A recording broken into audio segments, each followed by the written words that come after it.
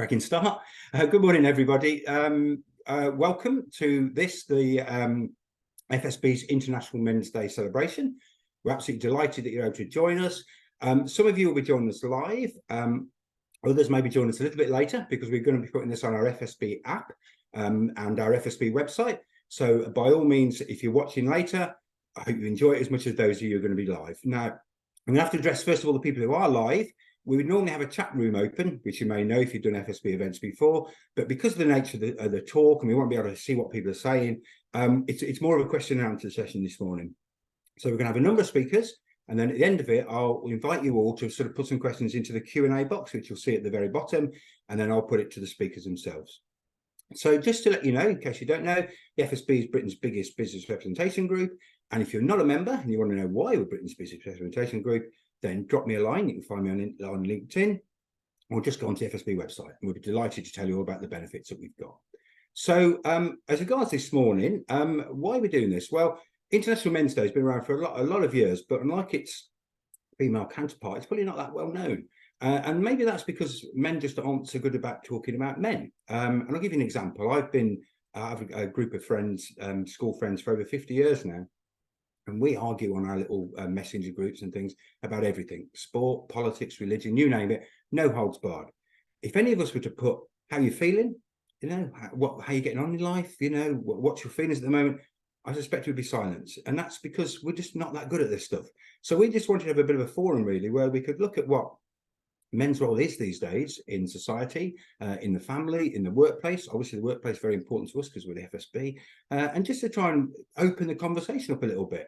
And I remember, actually, I think it was the writer Ben Elton come with the quote. He said that God invented football to stop men talking about their feelings. Well, much as I'd like to talk about football, we are going to talk about your feelings today. So I hope you'll feel happy to be able to sort of put your questions in to our panel. So I'd like to introduce you now to our panel, if you can. So my colleague Layla would open up the screen and so we can see everybody. So Matt and Layla are helping in the background, so you won't see them. But can I first of all invite Joe to introduce himself? Hi, I'm Joe Horton. I'm the founder of the Guild of Dads Hike. I'm also a podcaster and a dad's coach, and I work predominantly with middle-aged men and dads to navigate the ups and downs and challenges of life. Thank you, Joe. So when I become middle-aged, I'll look you up. Paul, you're going to be next, I think. Over to you. Good morning, everybody. My name is Paul Bannister. I'm the founder and one of the directors of Man Health. We are a community interest company based in the northeast of England, but serving the whole of the UK.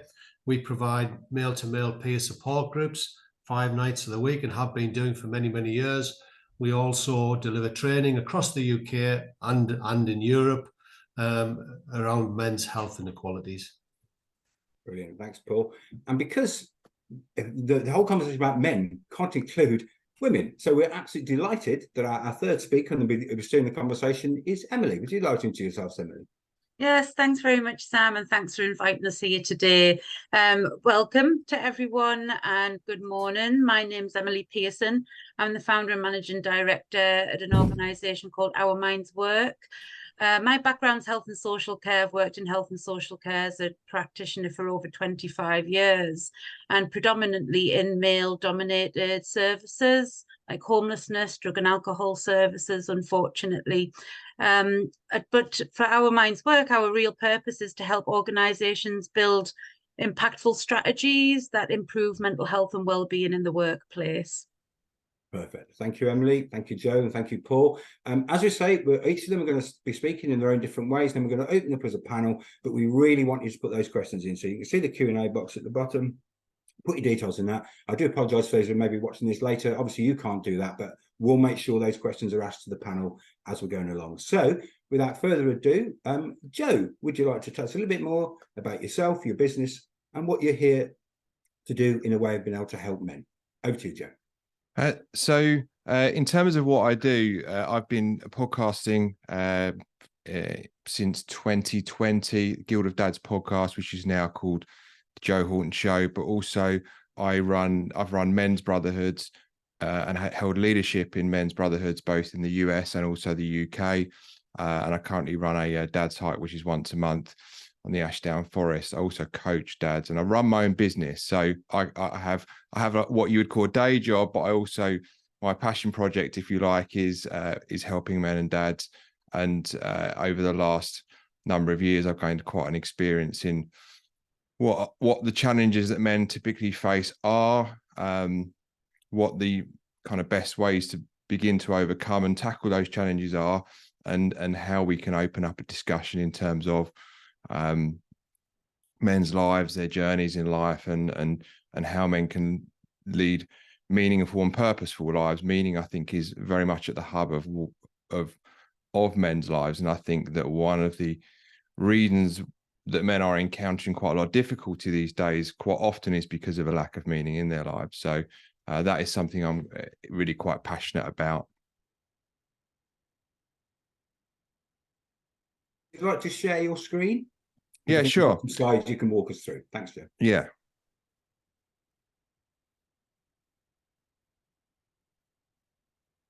So I'm going to share a bit of a presentation that I've got today on, and the reason that I wanted to share this particular presentation is because it reflects what I see most commonly coming up in the lives of the men and dads that I coach, and it's like the trap that I see most guys kind of fall into, and the easiest way to describe it is like a paradigm, and a paradigm is like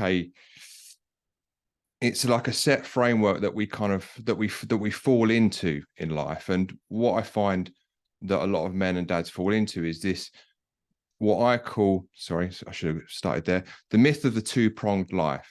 And when I talk about this, what I mean is that a lot of men's lives fall into kind of two distinct categories that they're focusing on, and their lives revolve around. And those two things typically are work and family. And that's no surprise when you think of men and dads that you know, that obviously they need to have work, they need to have income in order to support the family. But when they're not at work, they're thinking about family.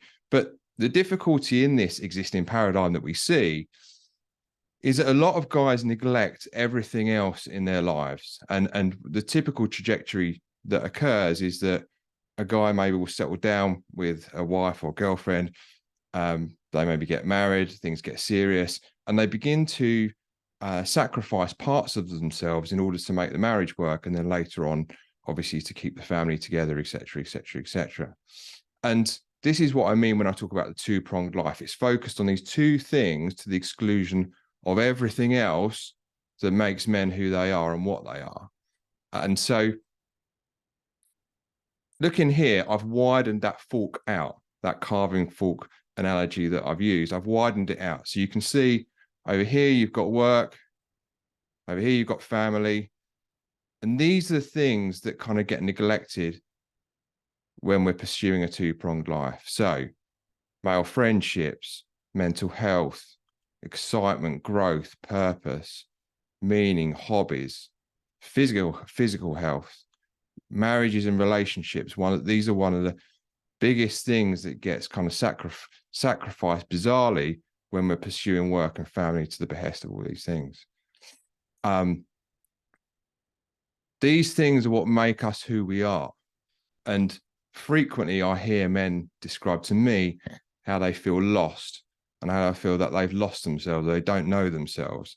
And the challenge with that is that when men lose themselves, then the people around them lose them as well, lose those men as well. And this is the kind of tragedy of men's experience in 2023, that there are many, many men that are falling into this trap right now, this myth of the two-pronged life. So, two things I hear from men frequently, or two things that I hear men say frequently, is that I want to give my family the best life. The other thing that I often hear guys say to me is, I'd do anything for my wife and kids. But the number one thing that most men won't do, the number one thing they won't do, is to look after themselves. Because when guys look after themselves and when they focus on some of those other things that I mentioned previously, they're able to show up as the men they want to be. They're able to show up as the husbands they want to be. They're able to show up as the fathers they want to be. And they're able to show up in their communities and society as they want to be. And sadly, when these things are neglected, it prevents them from doing that. And things begin to go quite badly wrong. Here I go through what happens. And I've just suggested a few of these things already. So they gradually become a stranger to themselves, their wives and kids, as they lose any sense of identity. And it's like an identity crisis guys go through. Life becomes a means to an end. Now, what I mean by this is, and again, this is what men describe to me, is it feels like life's on autopilot, like it's a Groundhog Day, like there's monotony to life, which means that life does become a means to an end because they're just going through the motions of life. What we do know is that this manifests in physical health problems. It could be obesity, high blood pressure, a number of other different health-related problems it can manifest itself in. And also, more commonly, we see it as burnout, stress, anxiety, and depression, because life becomes what I would call black and white. It ceases to become a life of color where guys are enjoying life and they're actually finding life a meaningful experience. Divorce is often one. When guys lose their own identity, they become a stranger to their partners. It has a negative impact on relationships, and divorce is often something that occurs. And very sadly, at the bottom, we know what the suicide statistics are for middle-aged men. It is the group where the rates are the highest, and society looks at it and says, well, I wonder why that is. When you begin to put the pieces together, you can see exactly why it is, because a number of things kind of come together at midlife to make this come about. So those are a few of the things that happen. And I'm going to pose a question to some of you guys here. And it's a slightly rhetorical question, but why are parents asked to put their oxygen masks on first? And if you guys want to unmute yourselves, you might want to give me an answer to this one.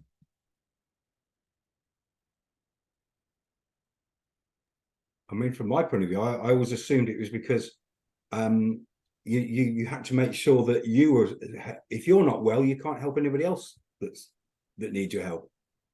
Yeah. Anyone else? Everyone's quiet. Luckily, Sam's got the right answer, and it's true.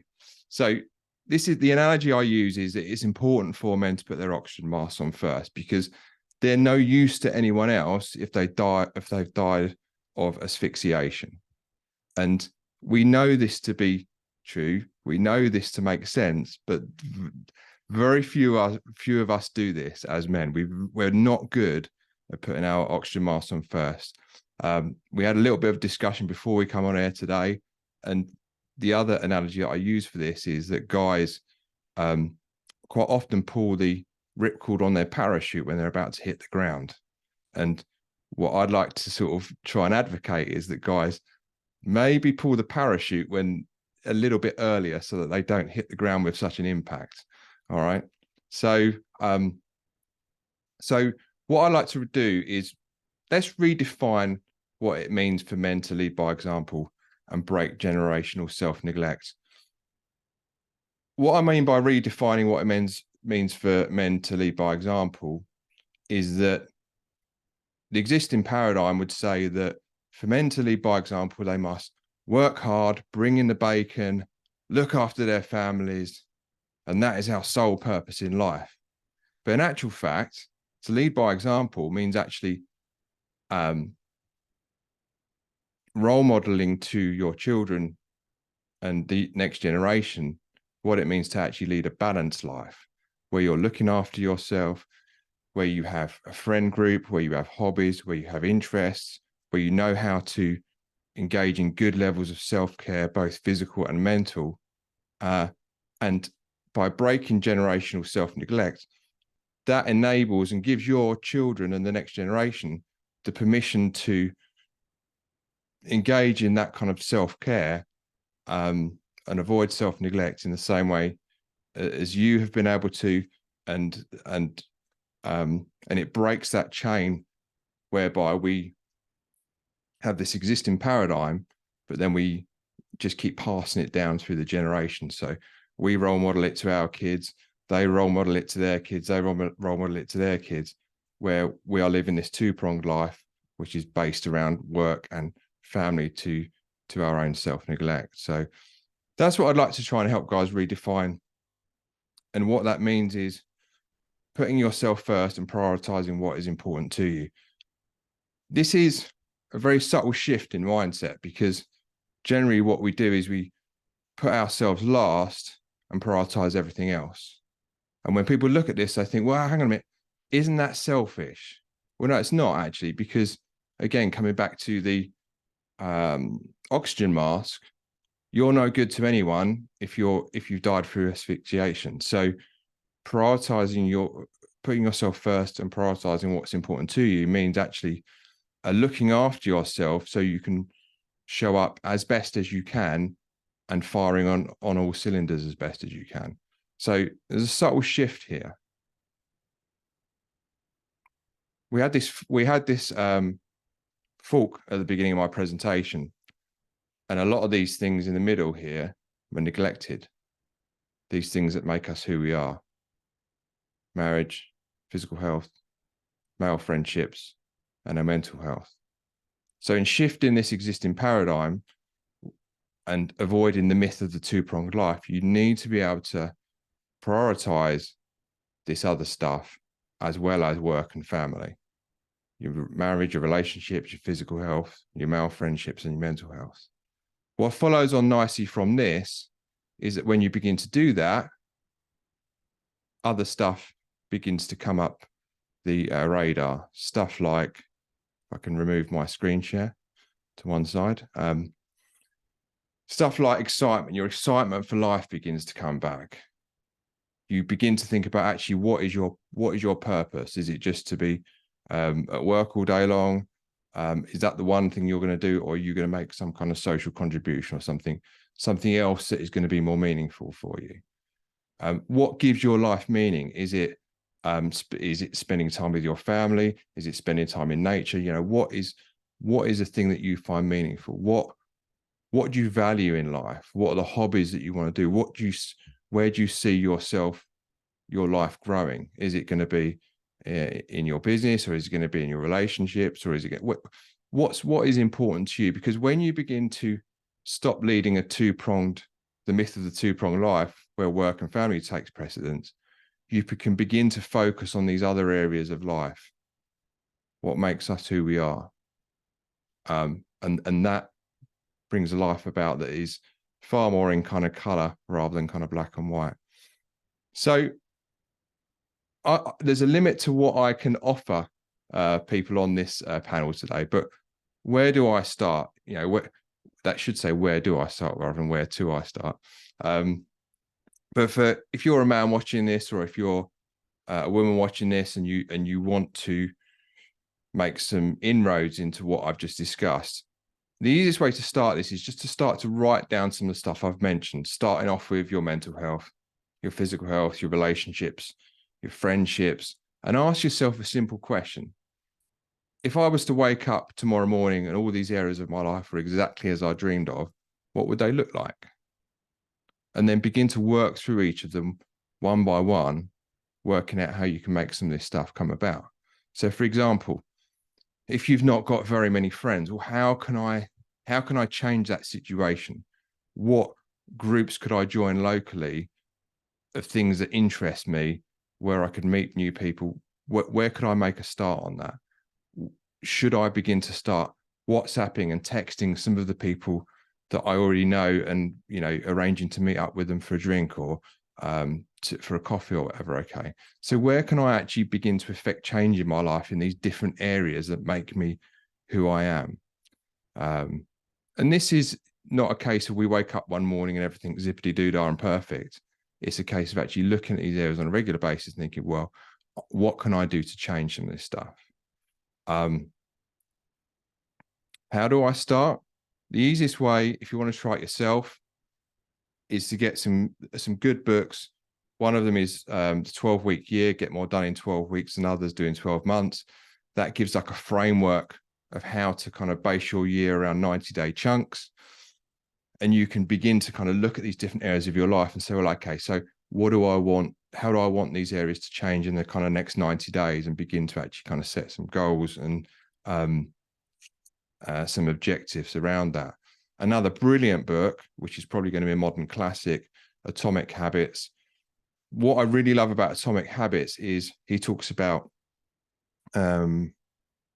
identity-based habits rather than outcome-based habits. So you can build habits in your life which are consistent with the life you want.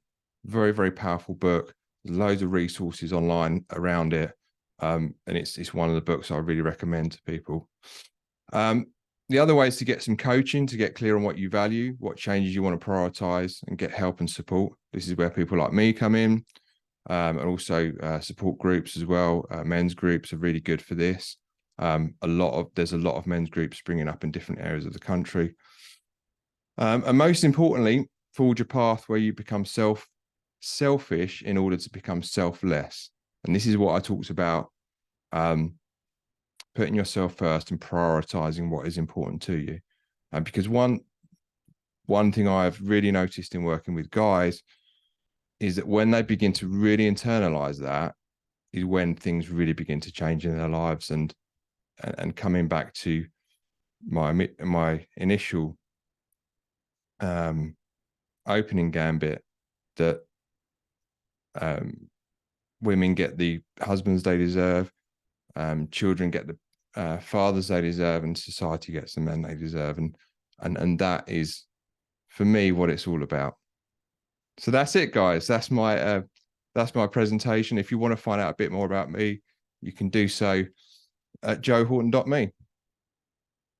Any questions? I think what we'll do, Joe, is we'll wait and see. There aren't at the moment, but that means people have got plenty of time to put them in. So please use that facility at the bottom, Q&A. I thought it was excellent. Funny enough, I was making notes and I suddenly realised we're going to send the slides out to everybody. So if you didn't catch the name of that book or some of the stuff that Joe said, don't worry. If you're watching this live, we'll get the slides out to you. If you're watching it later, then find me on LinkedIn and I'll do the same again. So thank you, Joe. That's really set the scene beautifully. And now I'd like to hand straight over to Paul. He's going to look at it from a different point of view, but hopefully will be just as helpful. So, Paul, over to you. Thanks, Sam. Thanks, Joe. A lot of that you said there really resonated with me. From my previous experience, so it was very good, very interesting. Welcome, everybody. My name's, as I said earlier, is Paul Bannister.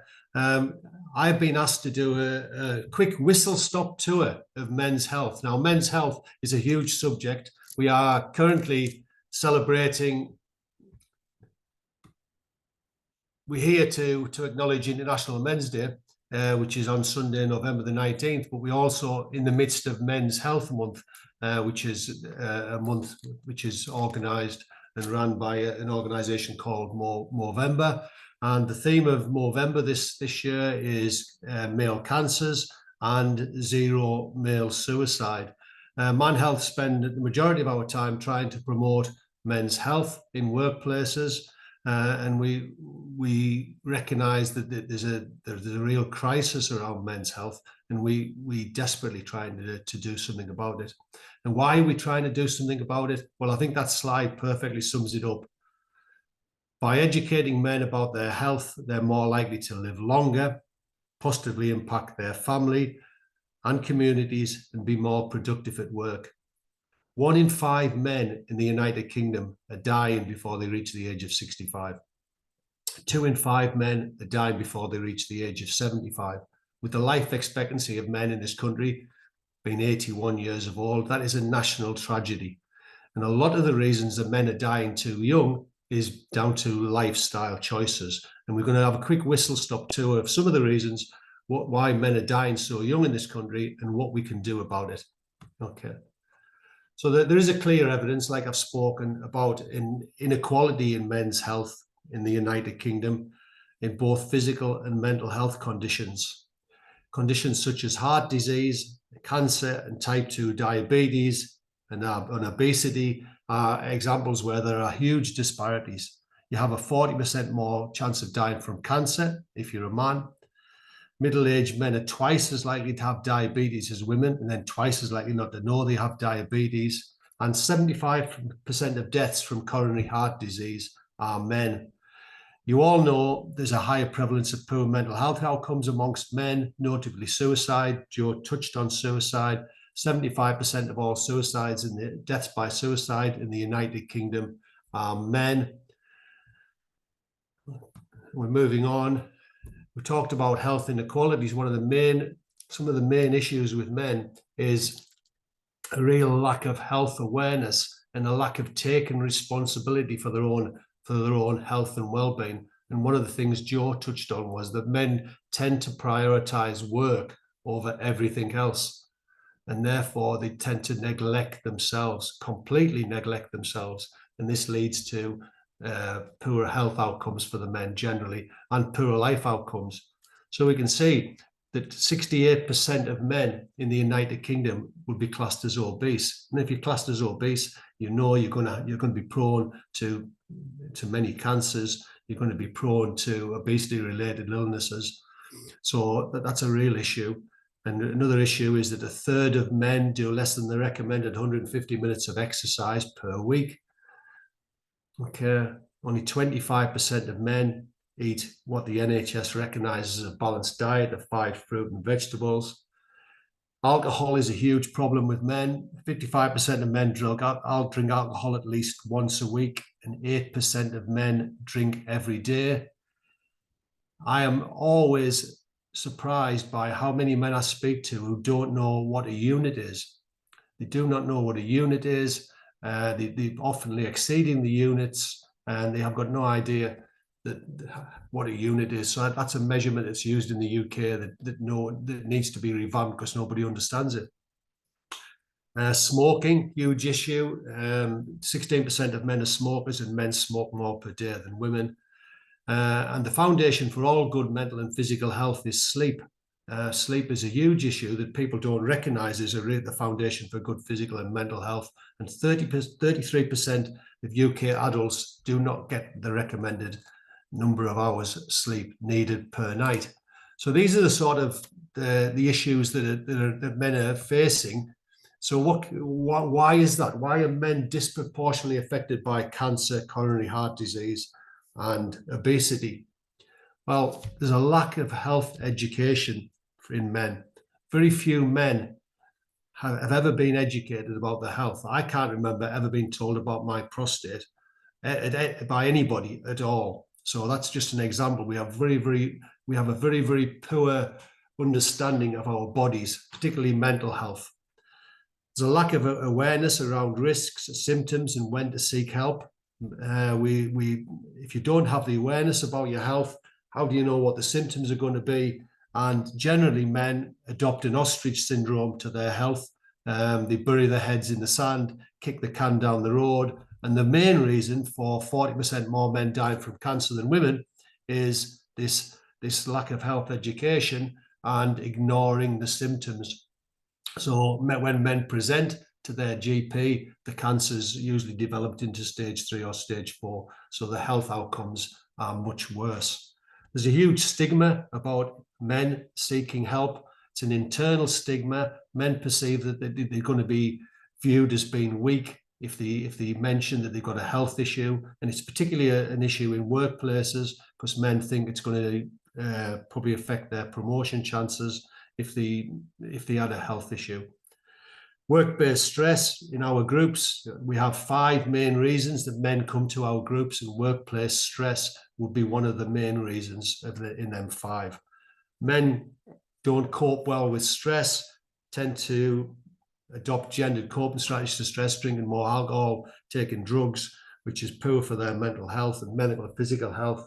They don't know how to recover properly. And when they are poorly, they take more health risk-taking behaviours, and they do not engage in primary services. Between the ages of 18 and 65, 32% less men visit a GP than do women. Between the ages of 20 and 40, 50% less men visit a GP than do women. So real problem around lack of health education and not seeking help when they need to. So some of the reasons why men don't seek help. One of the main reasons, there was a big survey done by the Royal College of Nursing, and the biggest reason given for not seeking help was fear of diagnosis, fear of blood tests. I always say to men when I'm giving talks about health education, surely it's better to know if there's an issue with your health and deal with it rather than waiting until it's too late. And like Joe said, we want to be starting to reach the men upstream. We don't want to reach them just as they approach in the waterfall. We've got to go upstream and help them deal with their health issues before they reach crisis. I mentioned the internalized stigma earlier. Lack of male-specific healthcare knowledge. Service pressures. A lot of men will not go and see the GP and go and see the NHS because they don't want to be a burden on the NHS. We're very, very aware that there's a huge waiting list in the NHS, over 7 million people. So men don't want to go and visit the NHS because they don't want to feel like they're a burden and don't want to bother the NHS. Men are great at minimizing the symptoms that they've got, kicking the can down the road, burying their head in the sand. There's a huge practice. There's a huge barrier with GP services in this country. There's a huge men find it really, really difficult to access GP appointments. There's a triage system that prevents men from accessing the GP service, and the lack of working hours. So I would encourage all employees to try and get through the employee assistance program to give access to their men. Because if men can't get access to a GP, they'll not be persistent. They'll try once or twice. And if they can't get an appointment, they'll just kick the can down the road and they not do it. Joe touched on generational influences and attitudes. Generation X, which is where the high rates of suicide are, were influenced by the stoicism of the fathers in that generation and told to man up, and that affects their help-seeking behaviours. And lastly, there is no gender-informed health strategy in government level in the United Kingdom. Joe and I and a lot of other people are campaigning to get a men's health minister. There is a women's health minister. There isn't a men's health minister. And yet we've got a real crisis in men's health in the United Kingdom. So we're really campaigning to get a men's health minister. And hopefully in the next government, that will happen. Okay. And just some takeaways for you all. Okay. There's a myth out there that men don't want to talk. Men do talk. In fact, when I run men's groups, I can't get them out the door on an evening. We just need to provide them the right space, a safe, non-judgmental space, and we need to listen to them, okay, because men aren't being listened to. Okay, we do want to engage with health services. We find it very, very hard to do that. The health MOT, it's not been every man when they reach the age of 40 should get a health MOT, which is paid for by the NHS. Many GPs are not inviting men in for that health MOT. Many men don't know they're entitled to a health MOT from the age of 40 onwards. That needs to be publicised more. So we've got to promote a culture of support for men, safe environments like I've mentioned. We need male-friendly approaches that are being tried and tested. And we need to think about how we're going to engage men in the workplace and get them to adopt better help and help-seeking behaviours. And lastly, I just want to show you a quote from Dr. John Barry, who set up the Centre for Male Psychology. If you're really interested in better health outcomes for men, I would recommend that you look at Dr. John Barry. He's one of the leading lights in men's health in the United Kingdom. And he said, we must stop blaming men for not seeking help due to characteristics or deficits in themselves, rather than to characteristics or limitations of therapy, services and interventions provided. We must stop blaming men for not seeking help.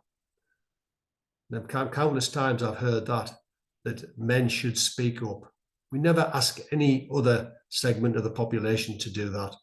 Okay, why should we be putting the onus on men to seek up? Surely we should be putting systems and procedures in place to help the men and encourage the men to adopt health and help-seeking behaviours. Okay, there's our website, manhealth.org.uk, lots of information on there. And we also run a program called the Manbassador program, where we go into workplaces to train men's health advocates in the workplace, to encourage health and help-seeking behaviour in workplaces. And I'll stop sharing and stop talking. I hope we haven't gone on too long there. Thank you very much for listening. You certainly haven't, Paul. That was great. And again, very thought-provoking. I bet we're all sitting there thinking, yeah, tick that box, tick that box, tick that box. So thank you so much.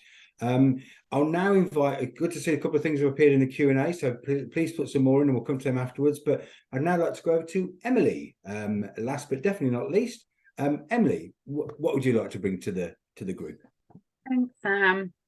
Really just to ask the guys some questions about what they've covered today, while everybody else has time to digest, and pop other questions in the chat box as we go. So the first one really is over to you, Joe. And I think, absolutely love what you talked about. And while you were talking about all of that, I was just thinking about my husband who literally works Monday to Friday. He works in a truck all week long.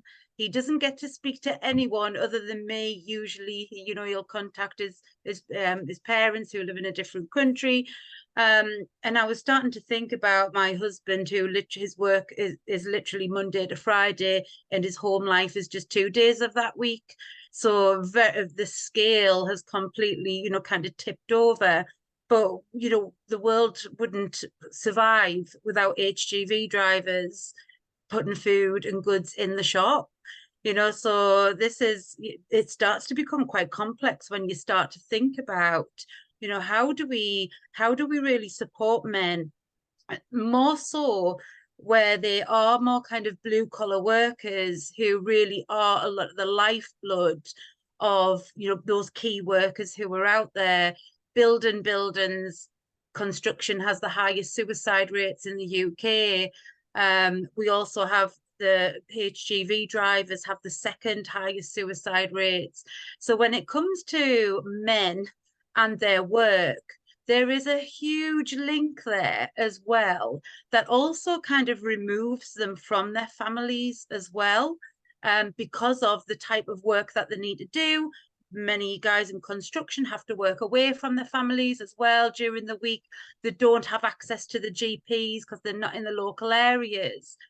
These can be really, really difficult things to change.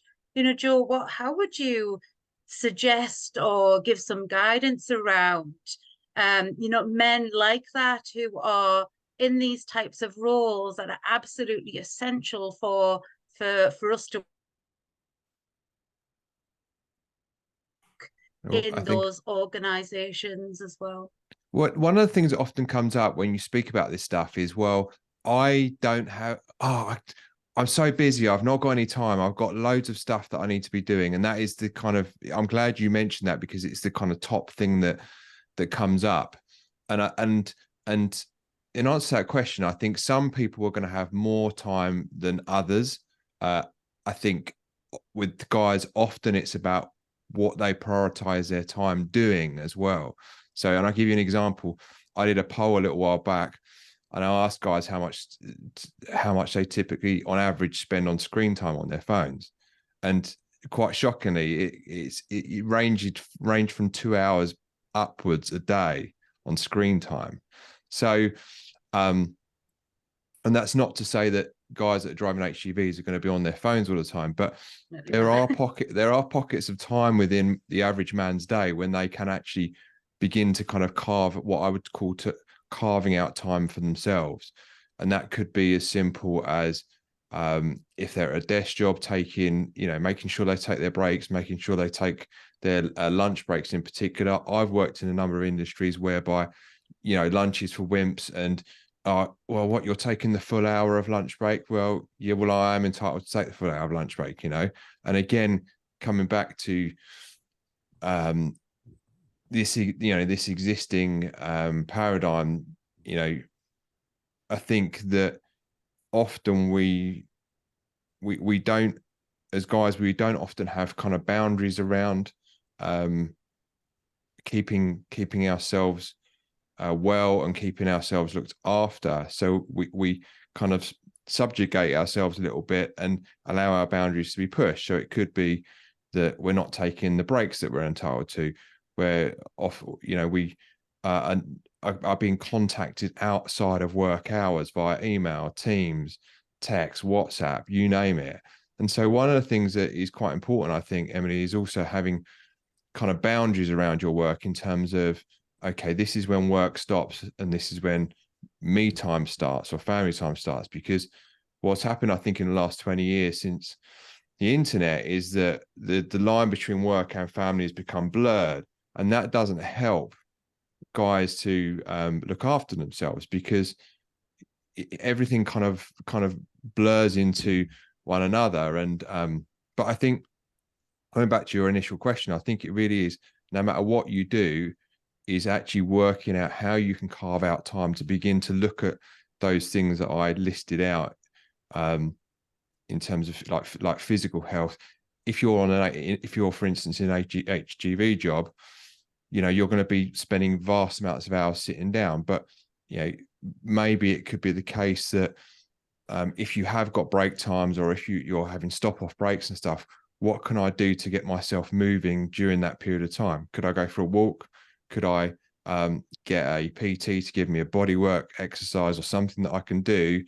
Just so it's been creative. I mean, there's a PT guy that I use, and he often talks about, if you've not got solid blocks of, like, for instance, like 1 hour during the day to crank out like a gym session, what can you do in like the smaller blocks of time that you do have to kind of get your heart rate up? Or it could even be as simple as, if you're in your cab, you could do some journaling, or you could take some to do a little bit of meditation or something like that, just to get your kind of mind off the leash, as it were, and to give you a little bit of time out. So it's being creative about a lot of this stuff, I think, is the answer to the question, with the time that you have available. Yeah. Thanks, Joel. That's all right. I think that kind of leads into to my next question with Paul, really, because of the experience that you have of working with guys in the man health groups, those community-based groups. And just thinking there, Joe, meditating, getting some exercise. We all know that we should be eating more salads instead of cakes. We need to move more. However, there's sometimes a psychological switch that needs to be flicked before we're able to actually start taking action with that. And I suppose that leads me into the question with you, Paul, is, do you find that many of the men who end up coming to the man health groups haven't got to that point very easily, and they've almost ended up with what I would call a gift of despair, where then that gift of despair of crisis, diagnosis, physical health issue, a relationship breakup, is that gift that actually triggers that psychological change of, now I need to make improvements and changes? Do you find that a lot, see that a lot in the groups, Paul? Yeah, the simple answer would be yes. Yeah, a lot of the guys who come to us, unfortunately, are in real dire straits when they come to us for all sorts of reasons.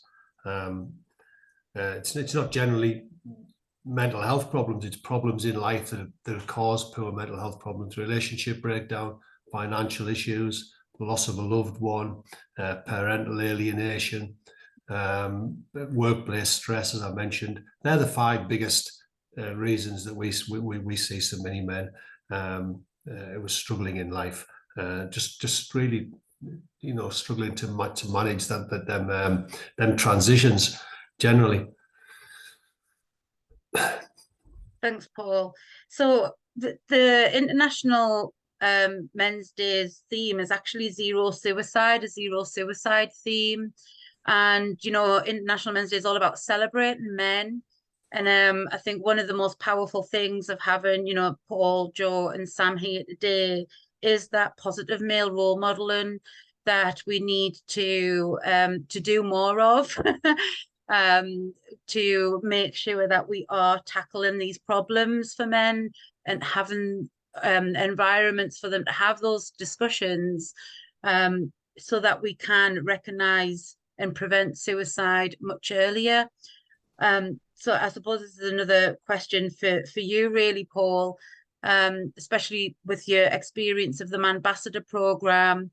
What is the impact on men helping other men through that positive male role modeling, building camaraderie, building those relationships so that they're able to actually work as teams together, you know, and building their mental health and well-being and all those other positive outcomes that Joe talked about through that kind of male friendships that Joe talked about as well? Yeah, it's really powerful. I mean, I see it in the men's groups that as well as the workplaces, men lack really good quality friendships. Men lack good camaraderie. And if a group of men come together and you strip aside all the, you know, the banter and they really care for each other and they look out for each other, it's a really, really powerful tonic. And they, you know, they can role model for each other. They can encourage each other, and they hold each other accountable, which is really, really important. The fact that they hold each other accountable. So we need many more good male role models. I often ask the question to men: who would you see as a good male role model in the United Kingdom? And men struggle to answer it. I mean, the most popular answer I probably get is Tyson Fury.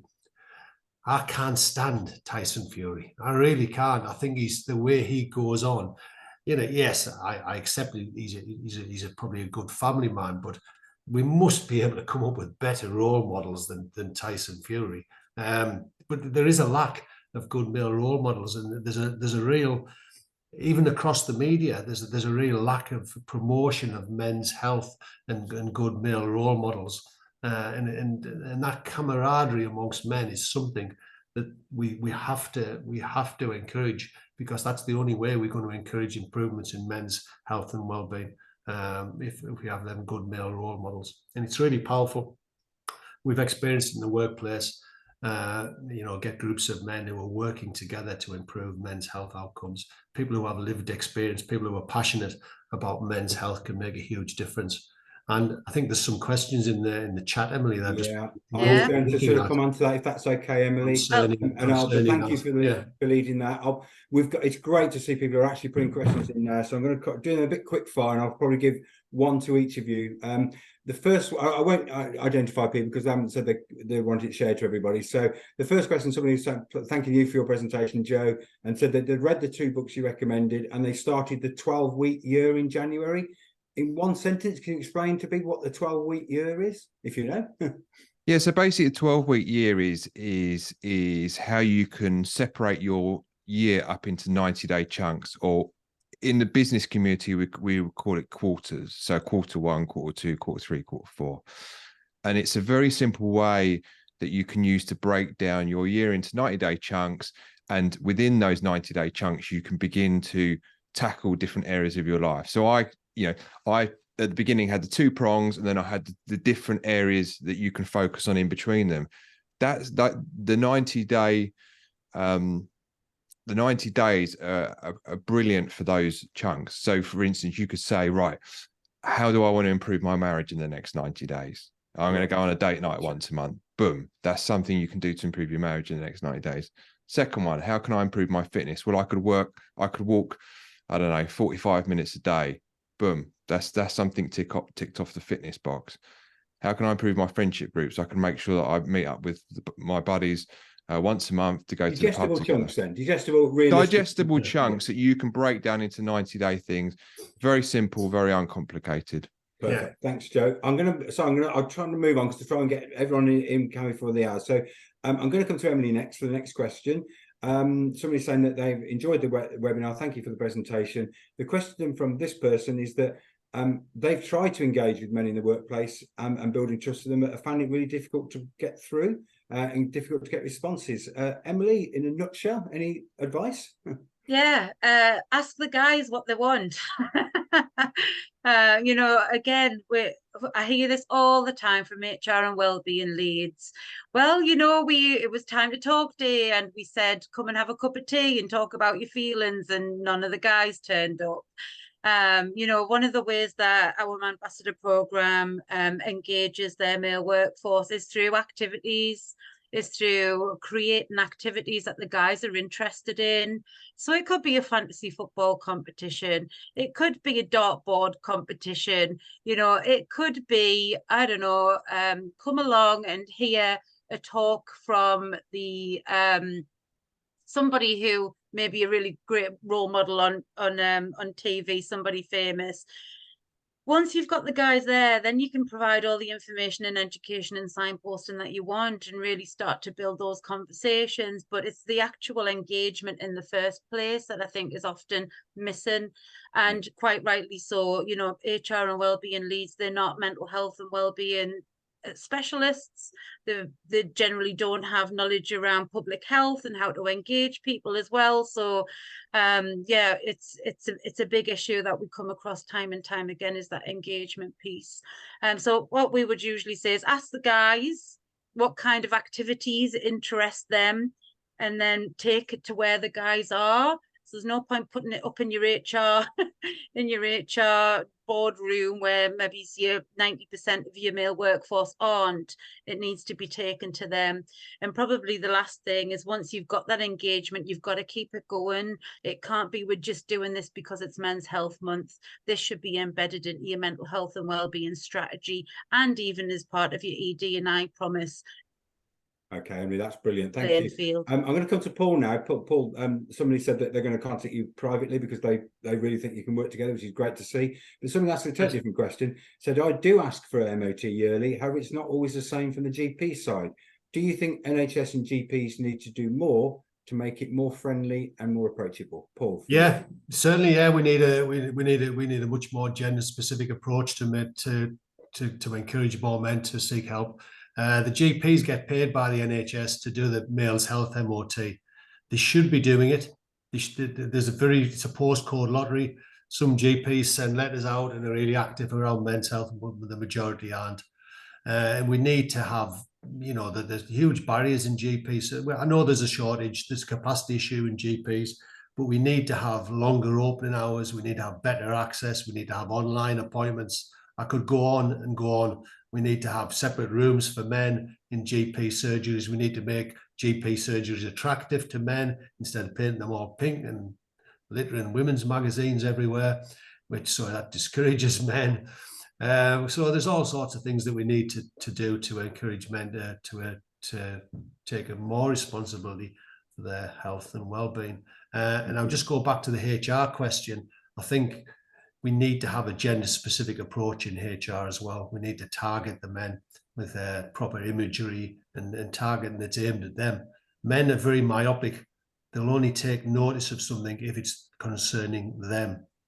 Yeah. So we need to be much more targeted when it comes to men's health. Thank you, Paul.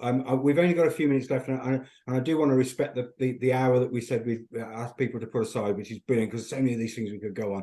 I'll go now to Emily. There's a question here. How would you encourage and develop a culture in the organisation to develop better support around men's health and well-being? I hate to say this, Emily, but if you can do that in 2 minutes, that'd be brilliant.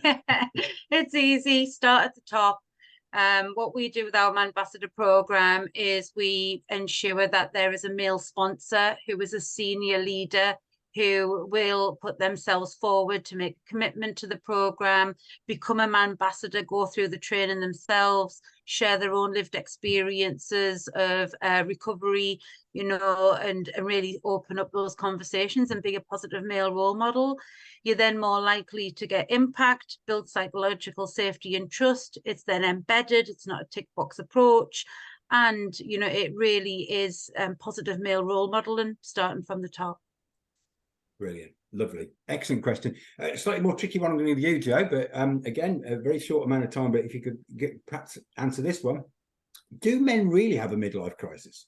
Or is it just some will have extramarital affairs because they're simply unhappy in their marriage? Joe? Men go through